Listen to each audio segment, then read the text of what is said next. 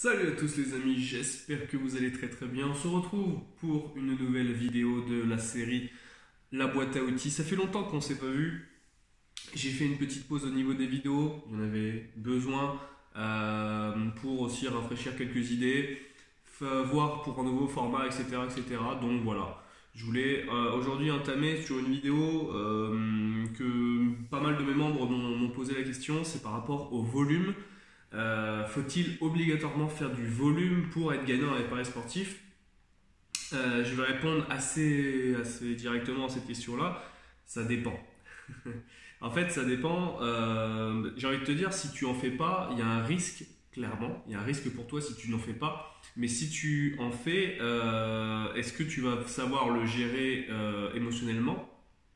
Est-ce que tu seras capable de le gérer au niveau financièrement, c'est-à-dire dans ton money management? Est-ce que tu as déjà mis en place un money management qui te permet d'avoir une stratégie de volume ou non? Qu'est-ce qu'on appelle le volume? Est-ce que pour toi faire du volume c'est prendre 2 paris par jour? Est-ce que pour toi c'est prendre 10 paris par jour? Est-ce que pour toi c'est avoir plus de 1000 paris à l'année, 10 000 paris à l'année? Voilà, en fait tout dépend, on va dire, un peu ta fréquence de sélection des paris et ce que et la hauteur de ta bankroll, si tu as déjà mis une stratégie en place, si tu as déjà un money management qui est déjà mis en place, etc. Et si c'est pas le cas, écoute, je t'invite à venir nous contacter en privé. Et puis on verra ça ensemble, on pourra mettre ça ensemble parce que c'est vraiment ça l'essentiel. Et c'est ça peut-être qui fait que actuellement tu perds de l'argent malheureusement. Donc faut-il faire obligatoirement du volume? Ça dépend. Moi, je sais que je table, on va dire, sur une fourchette entre 900 et 1100, 1200 paris à l'année. D'accord? Compris dedans paris court terme et long terme. Je prends grosso modo, on va dire au moins 200, 150, 200 paris long terme et le reste c'est que du pari court terme. Moi, je considère que je ne fais pas forcément énormément de volume. Mais il y a des gens qui vont me dire waouh, 1000 paris à l'année, c'est énorme, ça représente plus de 3 paris par jour, c'est énorme. Oui, mais il y a des journées où il n'y a pas de paris et il y a des week-ends où il y a 15 paris. Donc en fait, ça dépend de la fréquence et ça dépend Donc c'est pas forcément énorme en soi. Il y a des journées où il n'y a pas de paris, point, c'est tout. Je vais forcer aucun bet. Juste. Pour rentrer dans mon volume que je me suis établi avec lequel je suis à l'aise. Donc voilà, il y a des personnes qui vont faire du volume à outrance et qui vont faire 10 000 paris à l'année. S'ils sont capables de le gérer émotionnellement et financièrement, tant mieux pour eux. C'est-à-dire qu'ils ont établi un bon money management et que comme ça ils se sentent bien.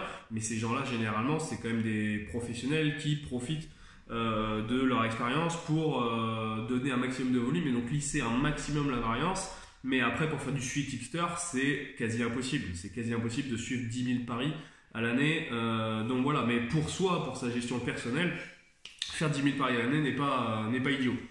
Donc voilà, maintenant, si tu es un parieur, on va dire, pas lambda, mais parieur commun des mortels, quoi, qui a une petite bankroll de 500 euros, 1000 euros, effectivement, si demain on te dit va falloir suivre 10 000 paris à l'année, pour toi ça va te paraître forcément quasi impossible. Enfin, c'est impossible quasiment pour toi.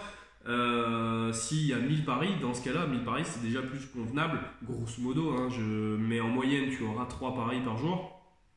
Et donc 3 paris par jour, c'est quand même suivable. C'est quand même suivable largement, alors que 30 paris par jour, c'est déjà beaucoup plus compliqué. Voilà, donc faut-il obligatoirement faire du volume pour être gagnant? Ça va dépendre de toi. Clairement, ça va vraiment dépendre de toi, de ce que tu comptes faire et de ce que tu comptes mettre en place au niveau stratégie. Voilà, tout simplement.